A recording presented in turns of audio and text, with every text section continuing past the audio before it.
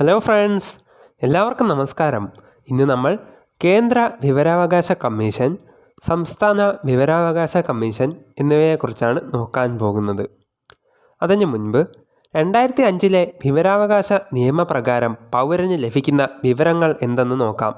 വകുപ്പ് 8, 9 എന്നിവയിൽ പറഞ്ഞിട്ടുള്ളത് ഒഴികെ പൊതു അധികാര സ്ഥാപനങ്ങളുടെ പക്കലുള്ള വിവരങ്ങൾ ലഭ്യമാണ്. അഴിമതി ആരോപണങ്ങളെയും മനുഷ്യാവകാശ ലംഘനങ്ങളെയും സംബന്ധിച്ച വിവരങ്ങൾ വിവരാവകാശ നിയമം 2005 പ്രകാരം ഒഴിവാക്കപ്പെടുന്നതല്ല എന്ന് പരാമർശിക്കപ്പെടുന്ന വകുപ്പാണ് വകുപ്പ് 24(4). കേന്ദ്ര വിവരാവകാശ കമ്മീഷൻ. കേന്ദ്ര വിവരാവകാശ കമ്മീഷൻ രൂപീകരണത്തെക്കുറിച്ച് പരാമർശിക്കുന്ന ചാപ്റ്റർ 3, അതിലെ വകുപ്പ് 12 ആണ്. കേന്ദ്ര മുഖ്യ വിവരാവകാശ കമ്മീഷണറും 10-ൽ കൂടാത്ത വിവരാവകാശ കമ്മീഷണർമാരും അടങ്ങുന്നതാണ് കേന്ദ്ര മുഖ്യ വിവരാവകാശ കമ്മീഷൻ. കേന്ദ്ര വിവരാവകാശ കമ്മീഷൻ നിലവിൽ വന്നത് 2005 ഒക്ടോബർ മാസം 12-നാണ്. മുഖ്യ വിവരാവകാശ കമ്മീഷണറെയും മറ്റ് അംഗങ്ങളെയും നിയമിക്കുന്നത് ഉള്ള കമ്മിറ്റിയാണ്.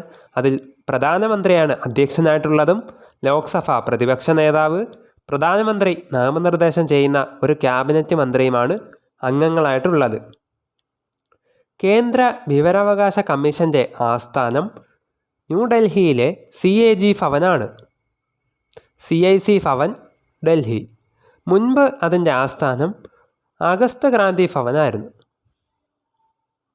കേന്ദ്ര വിവരാവകാശ കമ്മീഷൻ ഉൾപ്പെടുന്ന മന്ത്രാലയം പേഴ്സണൽ ആൻഡ് ട്രെയിനിങ് മന്ത്രാലയമാണ്.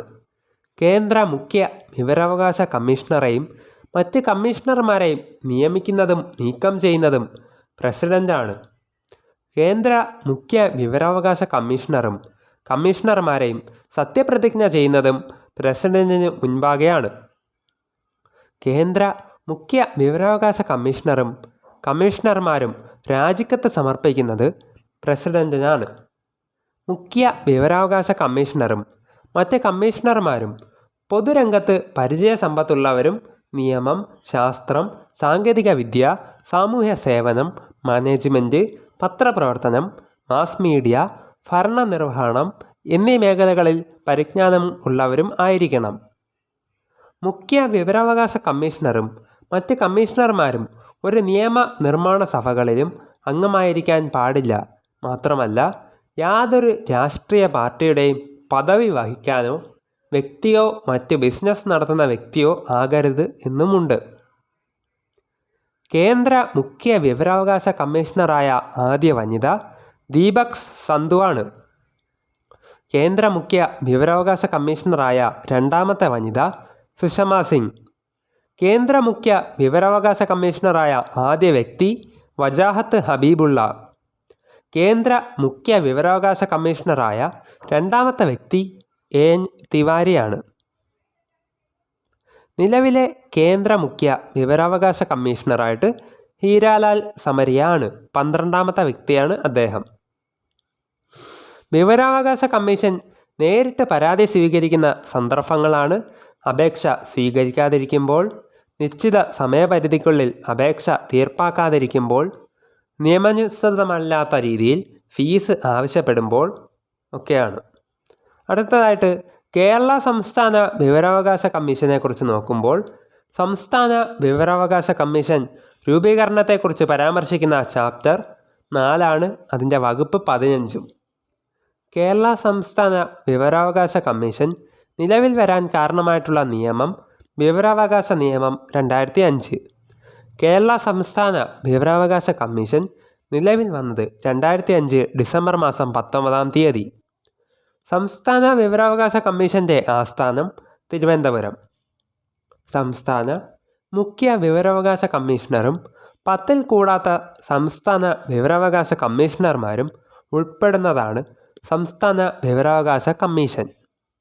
നിലവിൽ കേരള സംസ്ഥാന വിവരാവകാശ കമ്മീഷനിൽ മുഖ്യ വിവരാവകാശ കമ്മീഷണറും 5 വിവരാവകാശ കമ്മീഷണർമാരുമാണ് ഉള്ളത്.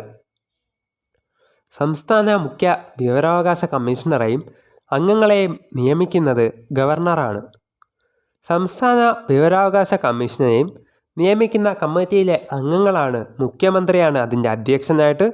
അതുകൂടാതെ നിയമസഭ പ്രതിപക്ഷ നേതാവ്, മുഖ്യമന്ത്രി നാമനിർദ്ദേശം ചെയ്യുന്ന ഒരു ക്യാബിനറ്റ് മന്ത്രിയുമാണുള്ളത്. സംസ്ഥാന മുഖ്യ വിവരാവകാശ കമ്മീഷണറും കമ്മീഷണർമാരും രാജിക്കത്ത് സമർപ്പിക്കുന്നത് ഗവർണർക്കാണ്. കേരളത്തിലെ മുഖ്യ വിവരാവകാശ കമ്മീഷണറായ ആദ്യ വ്യക്തി പാലോട്ട് മോഹൻദാസാണ്. നിലവിലെ കേരള മുഖ്യ വിവരാവകാശ കമ്മീഷണറായിട്ട് വിശ്വാസ് മേത്തയാണ് ചുമതലയേറ്റിട്ടുള്ളത്. സംസ്ഥാന മുഖ്യ വിവരാവകാശ കമ്മീഷണറെയും കമ്മീഷണർമാരെയും നീക്കം ചെയ്യാനുള്ള അധികാരം ഗവർണർക്കാണ്. കേന്ദ്ര സംസ്ഥാന വിവരാവകാശ കമ്മീഷണർമാരെ നീക്കം ചെയ്യുന്നതിനുള്ള കാരണങ്ങളാണ് ശാരീരികമോ മാനസികമോ ആയ പ്രശ്നങ്ങൾ കൊണ്ട് ഉദ്യോഗസ്ഥാനത്ത് തുടരുന്നതിന് അയോഗ്യനാവുക, സദാചാര ലംഘനം ഉൾപ്പെടുന്നതായിട്ടുള്ള ഒരു കുറ്റത്തിന് ശിക്ഷിക്കപ്പെടുക, ഔദ്യോഗിക കാലാവധിക്കുള്ളിൽ മറ്റേതെങ്കിലും ആദായകരമായിട്ടുള്ള ഉദ്യോഗം വഹിക്കുക. അടുത്തതായിട്ട് വിവരാവകാശ കമ്മീഷനുകൾ ഒറ്റ നോട്ടത്തിൽ നോക്കാം. കേന്ദ്ര വിവരാവകാശ കമ്മീഷനും സംസ്ഥാന വിവരാവകാശ കമ്മീഷനും. നിലവിൽ വന്ന വർഷം കേന്ദ്രം വന്നത് 2005 ഒക്ടോബർ 12, സംസ്ഥാനമായപ്പോൾ 2005 ഡിസംബർ മാസം 19. മുഖ്യ കമ്മീഷണറെയും അംഗങ്ങളെയും നിയമിക്കുന്നതും നീക്കം ചെയ്യുന്നതും കേന്ദ്രത്തിൽ രാഷ്ട്രപതി, സംസ്ഥാന തലത്തിൽ ഗവർണറുമാണ്.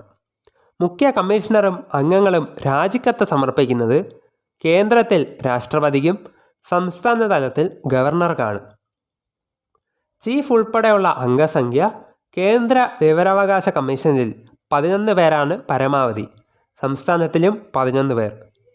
ശമ്പളം കേന്ദ്രത്തിൽ 2.5 ലക്ഷം രൂപ, സംസ്ഥാന വിവരാവകാശ കമ്മീഷൻ്റെ 2.25 ലക്ഷം രൂപയാണ്. ആസ്ഥാന മന്ദിരം കേന്ദ്രത്തിൻ്റെത് CIC ഭവൻ ന്യൂഡൽഹിയാണ്. പണ്ട് ഇത് ആഗസ്റ്റ് ക്രാന്തിയായിരുന്നു, ഇപ്പോൾ CIC ഭവൻ. സംസ്ഥാനത്ത് തിരുവനന്തപുരത്താണ് ആസ്ഥാന മന്ദിരമുള്ളത്. കേന്ദ്ര മുഖ്യ വിവരാവകാശ കമ്മീഷണറായിട്ടുള്ളത് കേന്ദ്രത്തിൽ വജാഹത്ത് ഹബീബുള്ള ആണ് ആദ്യത്തെ മുഖ്യ വിവരാവകാശ കമ്മീഷണർ. സംസ്ഥാന തലത്തിലെ ആദ്യ മുഖ്യ വിവരാവകാശ കമ്മീഷണർ പാലോട്ട് മോഹൻദാസ്. നിലവിലെ RTI കമ്മീഷണറായിട്ട് കേന്ദ്രത്തിൽ ഹീരാലാൽ സമരിയ, സംസ്ഥാന തലത്തിൽ വിശ്വാസ് മേത്തയുമാണ് ഉള്ളത്. RTI ഭേദഗതി പ്രകാരം കേന്ദ്ര സംസ്ഥാന വിവരാവകാശ കമ്മീഷൻ്റെ കാലാവധിയും ശമ്പളവും നിശ്ചയിക്കുന്നത് കേന്ദ്ര സർക്കാരാണ്. നിലവിലെ RTI അംഗങ്ങളുടെ കാലാവധി 3 വർഷമാണ്. കമ്മീഷൻ്റെ ചുമതലകൾ നോക്കിയാൽ കേന്ദ്ര സംസ്ഥാന ഇൻഫർമേഷൻ കമ്മീഷൻ പരാതി സ്വീകരിക്കുന്ന സാഹചര്യങ്ങൾ നോക്കാം.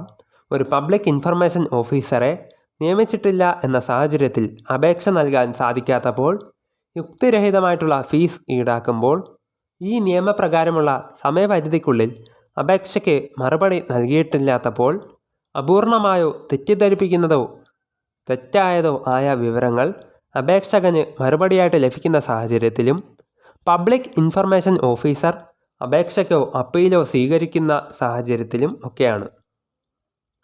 വിവരാവകാശ കമ്മീഷന് അന്വേഷണ സമയത്തെ ഒരു സിവിൽ കോടതിയുടെ അധികാരമുണ്ട്. സുപ്രീം കോടതി ചീഫ് ജസ്റ്റിസിൻ്റെ ഓഫീസും വിവരാവകാശ നിയമത്തിൻ്റെ പരിധിയിൽ ഉൾപ്പെടുത്തിക്കൊണ്ട് വിധി വന്ന വർഷം 2019 നവംബർ മാസം 13 ഇന്ത്യയിലെ രാഷ്ട്രീയ പാർട്ടികൾക്ക് സംഭാവന നൽകുന്നവരുടെ പേര് വിവരങ്ങൾ വെളിപ്പെടുത്തണമെന്ന് വിധി വന്ന വർഷം 2020 ജനുവരി മാസം 9 വിവരാവകാശ നിയമം നടപ്പിലാക്കുന്ന എത്രാമത്തെ രാജ്യമാണ് ഇന്ത്യ?